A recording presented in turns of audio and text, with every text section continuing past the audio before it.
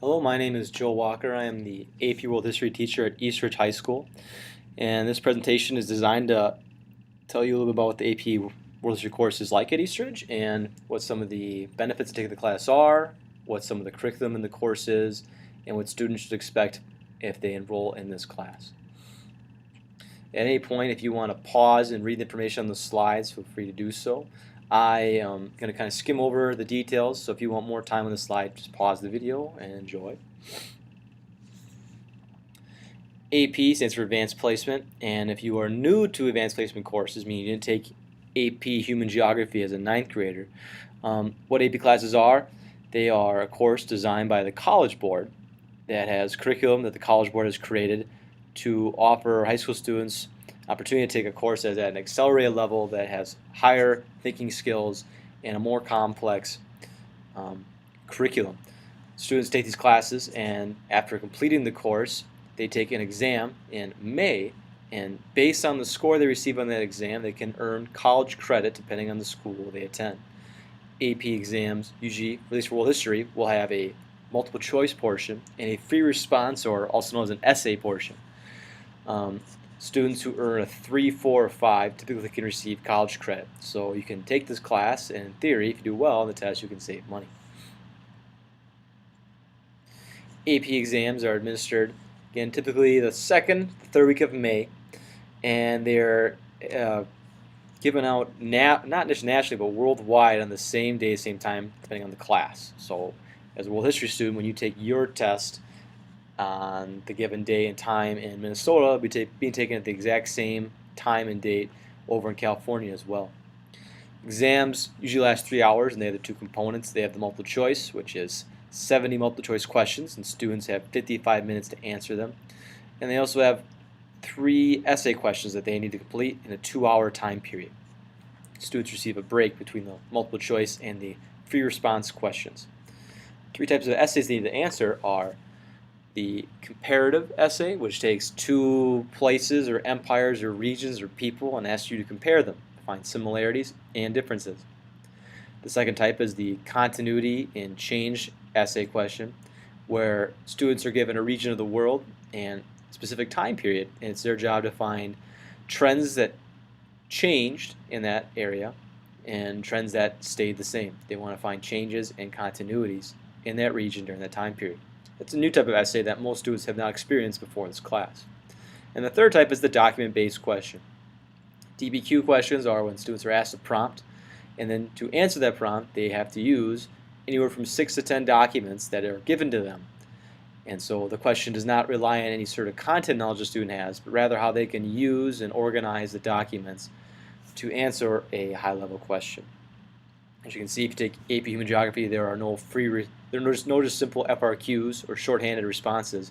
These are all essay-based questions, and they are specific types. So that is a new part for this history course that is not similar to AP Human Geography.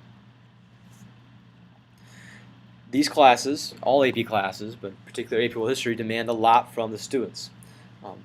History-based AP courses are fast-paced. They cover more material than the typical high school class for more regions, and sometimes go into greater detail. There is an expectation that more time is spent outside of the classroom, reading, reviewing materials given to them by their teachers, and learning the content.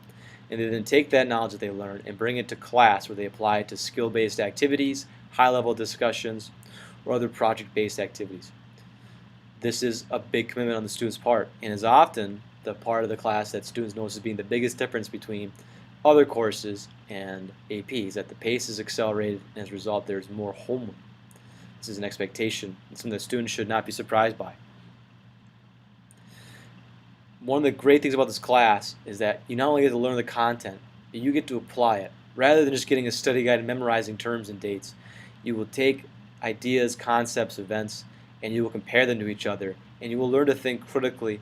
You'll learn what it means to truly analyze and to try and synthesize history. It is a class that is more about the skills than the content, but the content is still incredibly important to show you can do and demonstrate the skills. These are just some examples of activities that are performed in the class that the students can expect.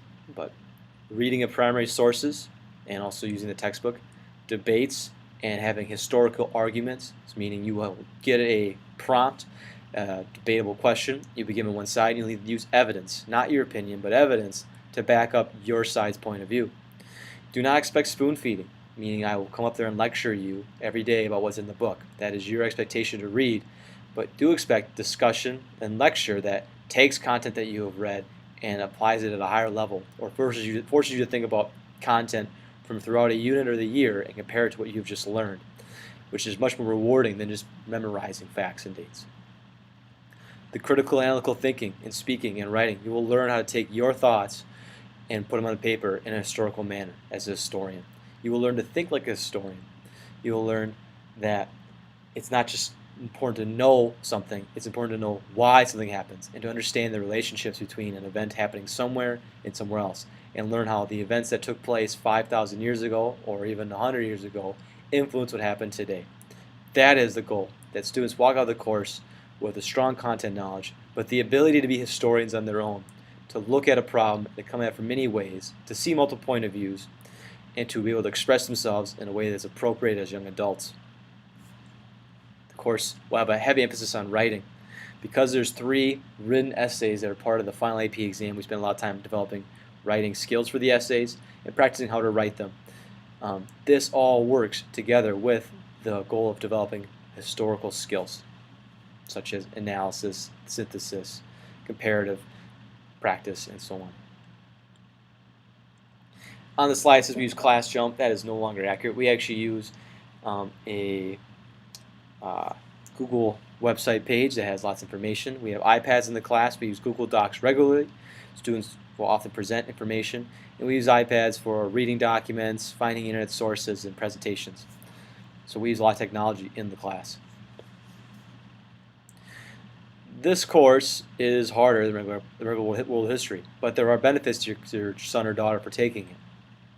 It is more interesting than regular world history if they are interested in the content. They'll have a chance to learn more, they'll have a chance to kind of dictate what they get to learn, and will really develop a clearer picture of how the world works. They will find that there's more history that relates to them than they realize, and understanding how the modern day world can relate to history and why things are the way they are is something that's immensely satisfying to students. I am committed to my craft, and I will work hard for your student in this course and will be able to assist in it. So AP teachers are dedicated, well trained, and passionate about this material, so they will be getting a high level education.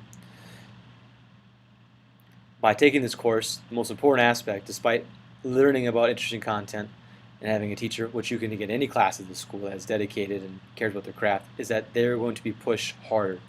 They'll be pushed to develop at a faster rate, and they'll be pushed to learn things that they will use their entire lives, whatever field they go into, whether it is engineering, sciences, math, labor, industrial work, anything.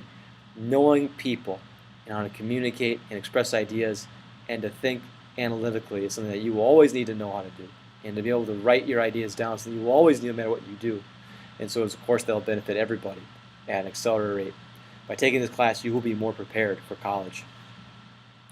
Colleges see these AP courses as very important, and it will look good on your transcript as well. So by taking advanced placement classes such as this and doing well in them, it is appealing to schools. Harvard's on here. It's a bit of a high benchmark to reach, but all schools see AP classes as a benefit for students to take and to try and show that they are willing to push themselves at a higher level. Students that take this class will be held to the same or a similar rigor and expectation level as early entry-level college courses have for their students. So if a student can do well in this course, they'll be prepared to do well at a college class as well. Obviously, by doing well in this, you can earn college credit, and this college credit can be used to save money and advance you to the classes you want to take sooner in your college course.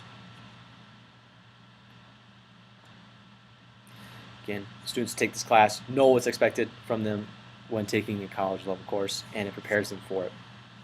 There's actual evidence and data that suggests that students that take advanced placement classes are more prepared and perform better at college their freshman year than students who have no experience or exposure to it. And this is the credit. It's also a weighted course, so students that take this class receive a weighted grade, which is also helpful. Although I strongly encourage students that are only taking the course to receive a weighted grade or think they can receive a higher grade because of it, to strongly reconsider why they're taking the course.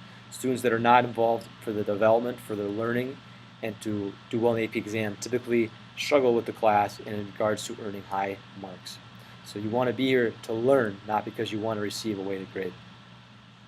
These are the skills that are focused on in the course. They've been mentioned earlier in the PowerPoint, but crafting historical arguments from historical evidence, so taking a stance on something and using evidence to back up that stance. Chronological reasoning, looking at different events or looking at events in one area throughout time, understanding why they happen and how one event influenced the next. Comparison and contextualization, taking two different regions and looking how they're similar and different and asking why.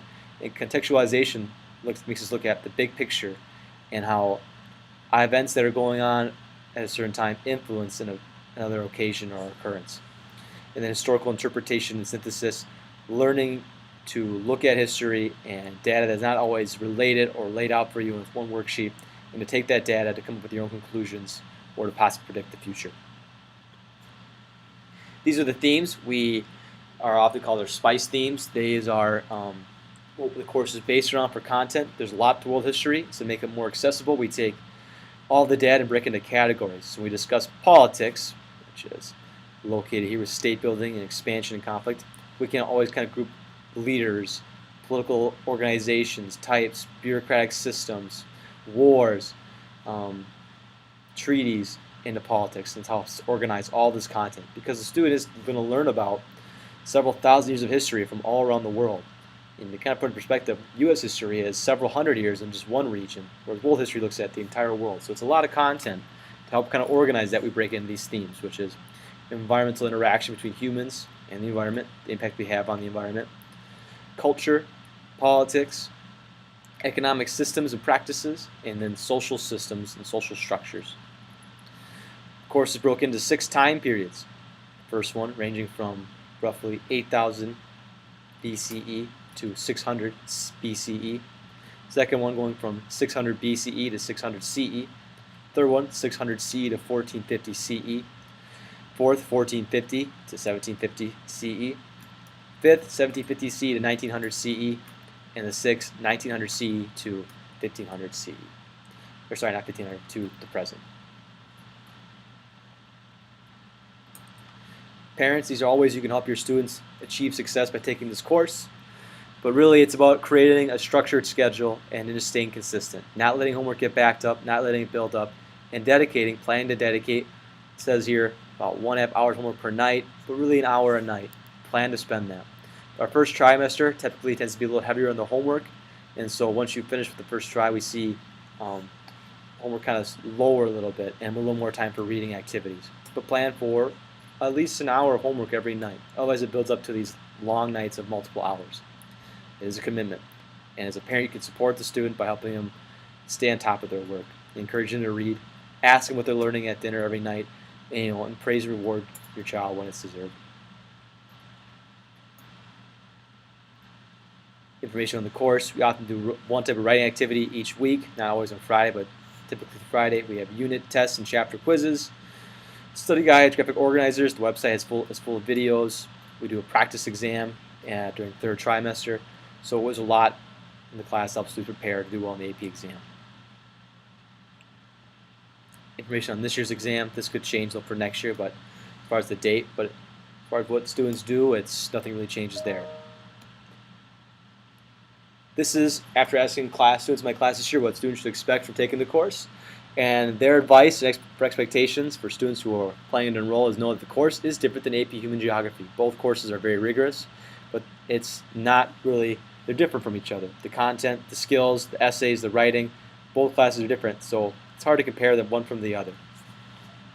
There's a noticeable increase in the amount of reading you have to do and homework you have to do from 9th grade to 10th grade for the history courses, social studies courses. Do the homework for the sake of learning and not for the sake of points. If you are only doing work for points, you will have a hard time gathering all the content needed to do well in the summative assessments. And the class is fast-paced. Plan, use your planners, look at the calendar, stay on top of it, and ask questions, and always see me for help. If you have any more questions, please contact me at my email, which is posted on the previous slide, or you call me at school. Have a great day.